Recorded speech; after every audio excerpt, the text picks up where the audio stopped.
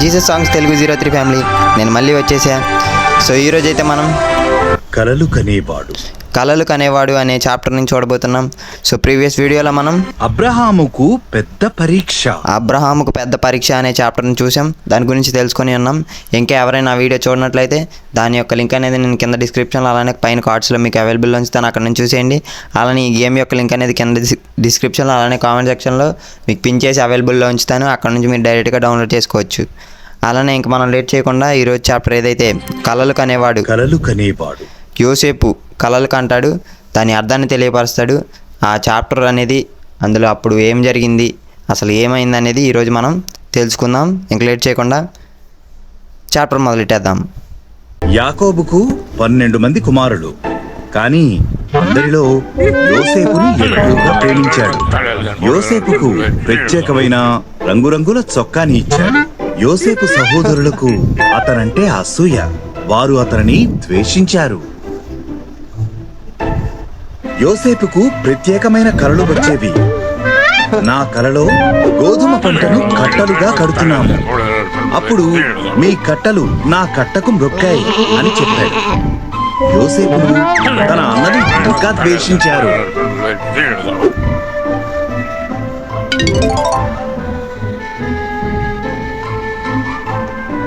యోసేపుకు మరో కల వచ్చింది. సూర్యుడు, చంద్రుడు మరియు 11 నక్షత్రాలు నాకు మ్రొక్కాయి అని అన్నాడు.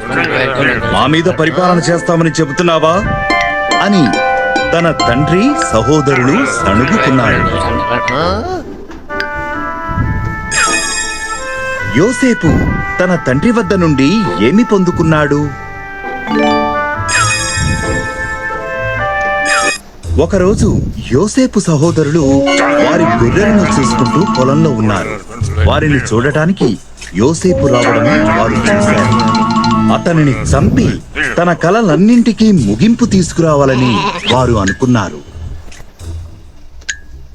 మన సహోదరుణ్ణి చంపడం తప్పు, ఇక్కడ ఖాళీ బావిలో పడవేద్దాం అని రూబేను అన్నాడు. వారు యోసేపు రంగుల అంగీని చింపివేసి అతనిని బావిలో పడవేశారు. ఇష్మాయేలీయులు ఐగుప్తుకు వెళ్లే ఆ దారిలో వచ్చారు. యోసేపును ఈ ఇష్మాయేలీయులకు బానిసగా అమ్మివేద్దాం అని యూదా సలహా ఇచ్చాడు. ఆ సహోదరులు యోసేపును 20 వెండి నాణాలకు అమ్మివేశారు.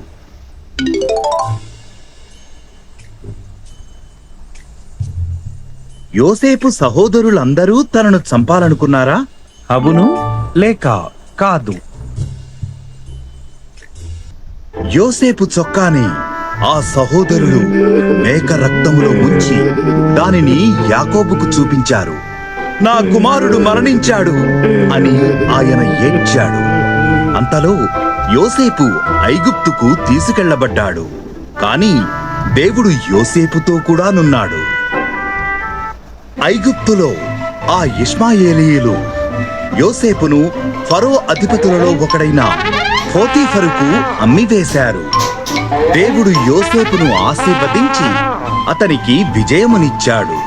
పోతీఫరు యోసేపును తన ఇల్లంతటి మీద అధికారిని చేశాడు.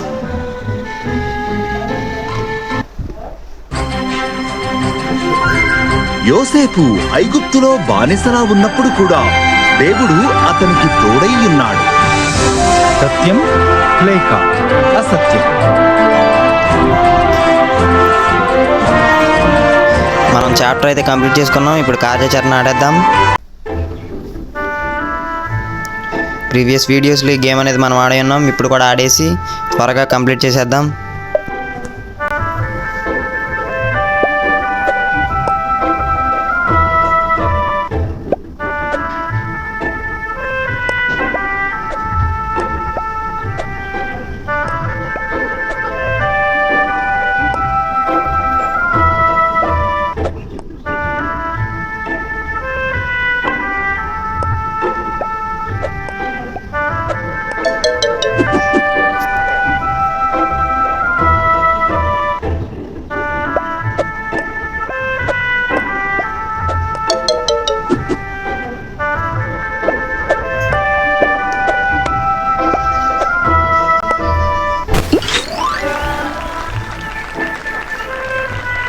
హోమ్ పేజ్కి వచ్చేసాం.